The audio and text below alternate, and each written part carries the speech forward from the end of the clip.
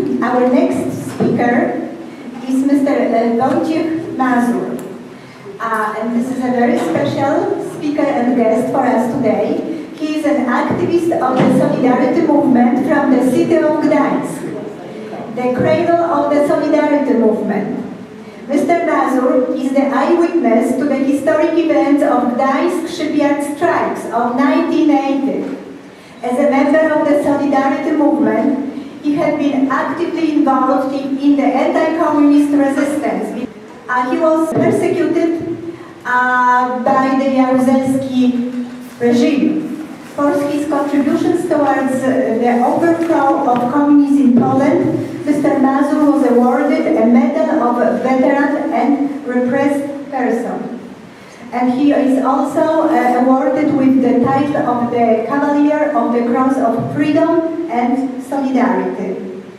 Currently, Mr. Mazur is a successful businessman in Connecticut, United States. Please welcome Mr. Wojciech Mazur.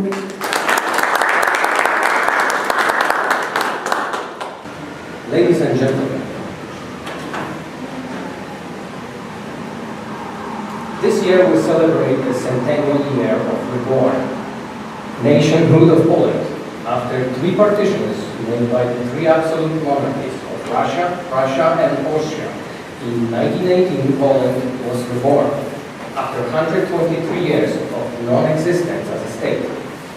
How was this possible for the nation to revive its statehood, economy, national identity, and social ties after such a long time? The answer to this question is strength of our culture, tradition, and religion, upheld and carried out by the best daughters and the sons of the nation, by the elites.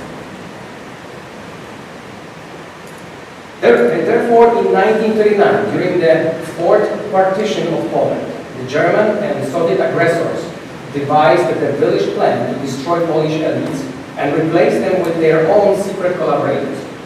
This strategy was to ensure them a continuous influence of Polish politics without the need of greater war and suppress Polish ambitions for independence. A large scale of extermination of the intelligentsia, Catholic priests, scientists, engineers, and Polish farmers was carried out. From the 1939 until 1990, the two occupying powers faced constant resistance and uprisings. One of such insurrections was a national general strike that led to the legalization of the Solidarity Independent Self-Governing Trade Union in August 1980. It was an unprecedented achievement in the fight against the tyranny of the communist Soviet regime on a global scale. This resistance was inspired by 1979 election of the Polish Cardinal Karol Wojtyła to papacy of the Catholic Church. This election was perceived in Poland as an example of ennoblement of the nation. The words of John Paul II, "Do not be afraid," were taken literally by the public. Spontaneous strikes began to erupt in various parts of Poland from then onward. The culmination of the strikes took place at the beginning of August 1980. The emergence of the massive solidarity movement at the moment was a decisive component in the overthrow of communist regime in Poland and can be characterized as follows. First of all, the Solidarity movement was one of the largest non-violent movements in the world, second only to the struggle of the Gandhi movement. The 10 million strong Solidarity movement fought not only for the freedom of Poland, but also for the freedom of the entire democratic world. Secondly, the Solidarity movement issued a program called the Self-Governing Commonwealth of Poland, which empowered the Polish people in their relations with the communist government.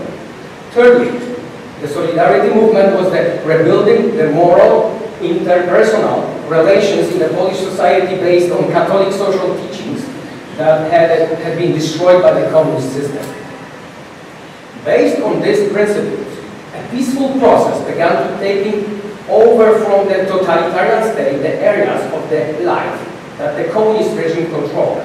In a short time, communists were losing power, taken away in peaceful way. This process posed such a great threat to the regime that after 1 year of relatively free operations of the Solidarity movement in Poland, the communists on December 13, 1981, introduced the martial law.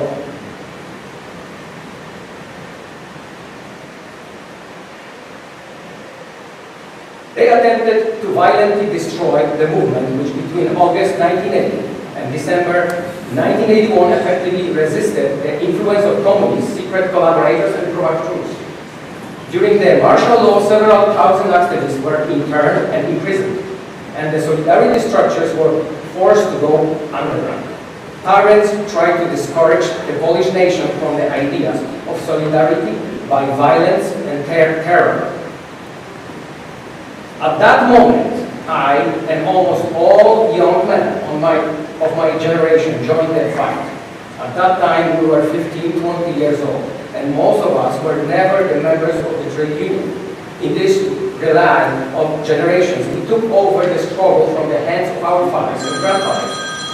We spontaneously created resistance cells and political organizations that formed self-education circles, set up printing underground press, and began staging demonstrations. All these activities were to break the ban imposed on our right to assembly and in protest against censorship. Particularly noteworthy is the fact that nearly 2,500 underground printing shops were created, which break state monopoly of power for information. This is an unprecedented phenomenon in the history of struggle for freedom of speech in the world. I am one of those who have undertaken this kind of fight. We organized an underground society with the full support of my parents and siblings. I organized a printing shop and published magazines and books. Together with my friends in Gdańsk, we organized an underground cultural and educational projects, as well as street protests that had a major impact in Poland's independence. During the underground activity in Gdańsk, I also came across treachery in the structures of Solidarity movement and other organizations. I had to learn to recognize the mechanisms of control of Polish society by the communist occupant. I was witness to prosecution and imprisonment by secret communist services of activists of unyielding attitude and pure biography acting according to the principles of non-violence. At the same time, those who tried to provoke the terror were roaming free and undisturbed. We avoided such a people as provocateurs. As a co-founder and participant in youth resistance underground groups such as Alternative Society Movement and the independent groups Agreement Freedom, I came across the efforts to marginalize and obstruct our underground world. Since the time when our magazine, Homek and Reduka, began to criticize Lech Walesa, political appeasement toward the communists, immediately the supply of material needed for printing stopped. We could not count on the Gdańsk region underground solidarity favorable to Walesa, and we had to secure supplies from other regions. As I have already mentioned, Germany and Russia, over the centuries of an unsuccessful struggle with us, created a mechanism of replacing the Polish elites by murdering Polish heroes and introducing corrupt and obedient people into every branch of political and social life in Poland. In light of such practices, it is not difficult to understand the action and betrayal of Lech Walesa, the chairman of Solidarity movement. His cooperation with the secret services of Communist Poland is fully documented by the Institute of National Remembrance in Poland. Access is free and anyone can verify my statement with archival documents. I present here only some additional facts from my own experience as a supporter of the Solidarity movement in Gdańsk. Let's go back. August 16, 1980. Strikes are developing in Poland, and all eyes of striking workers are turned to a large 16,000 people workplace, the historic shipyard in Gdańsk. Lech Wałęsa breaks the strike, pointing out only to pay raises and persuades the workers to leave the shipyard. We know that but this was the pretense for the regime to stop already developing general strike and torpedo demands put forward by the workers. At that time, the striking committee of the Solidarity Movement issued demands to abolish censorship, guarantee freedom of religion, and register trade unions as entities independent to the communist regime. This attempt of breaking the strike by Wałęsa is stopped by our greatest heroine, Anna Walentinowicz, the true hero of the Solidarity Movement, with the help of Alina Pinkowska and Ewa Osowska. At the 3 exit gates of the Gdańsk shipyard, they informed the workers that the demands of the Inter-Factory Strike Committee that directed and coordinated all strikes are binding for all participating factories. And the solidarity strike must go on until full victory. After this dangerous attempt by Lech Wałęsa to break the strike, it was decided to transfer the strike committee to the Gdańsk shipyard. Until that moment, the strike committee operated from the undisclosed places away from shipyard. Andrzej Gwiazda on the picture, Bogdan Borusewicz also, Krzysztof Wyszkowski, and other genuine activists of the striking trade union effectively prevented the strike from breaking, and workers' strikes were extended throughout the entire Poland. In the face of general strike and complete paralysis of the state, the communists bowed and accepted all 21 demands put forward by the Solidarity Movement. The nationwide independent trade union, called NSZZ Solidarność, was formally registered in court in September 1915. Over the years, Lech Wałęsa became known for marginalizing other union leaders who were not linked to the communists, calling them as extremists who strive for confrontation of the Solidarity Movement with the apparatus of the communist state. In the period between 1983 and 1986, Lech Wałęsa marginalized the entire trade union committee. He argued that the mandate of the members of this committee expired after many years of relegalization of the trade union, and only he is entitled to represent the Solidarity Movement. Of course, this was not true.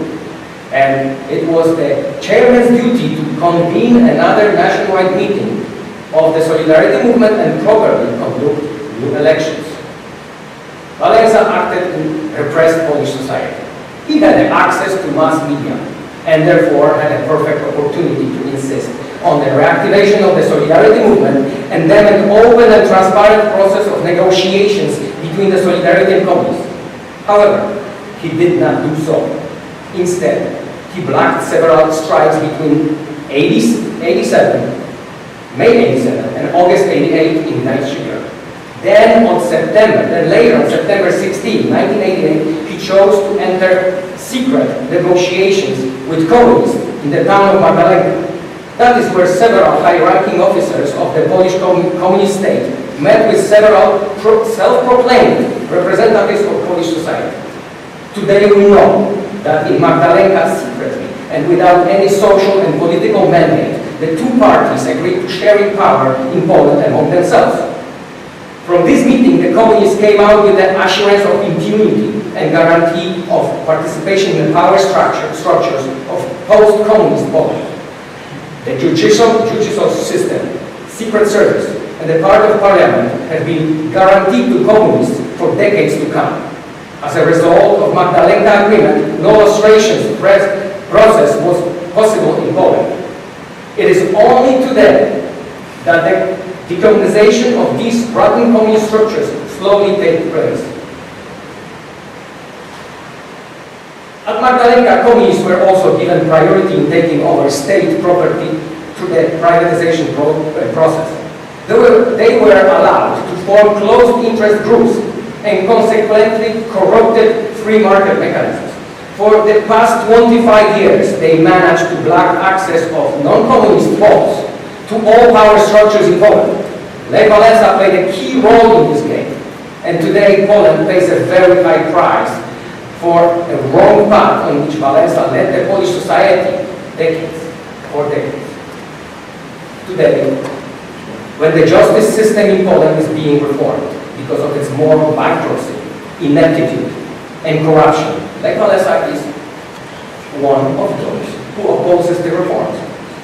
People representing German and Russian interests and ties are often allied with him. His associates are often openly supported by institutions of these countries and are instrumental in spreading anti-Polish propaganda in the West. This anti-Polish hysteria, promoted by Russia and Germany, advanced accusations against the Polish nation for crimes which they did not commit as Holocaust, and imputes the political sympathies which they never had, for example, fascism. Polish traditions of liberty are marginalized and gravely distorted. Today, thanks to the Lech Wałęsa and its post-communist peak, while Poland is presented to the world as a threat of freedom. I have full knowledge of the development with respect to the Solidarity movement. Today, I am speaking on behalf of the majority of my peers who, like me, risked their life, health, and property in fighting communism. And although we have a grudge against the current government for too slow changes and submissiveness in the face of attacks inside and outside, we are trying to support and once again participate in the fight for the liberty and full sovereignty of Poland. We do not give up. We will never give up until victory. Thank you very much.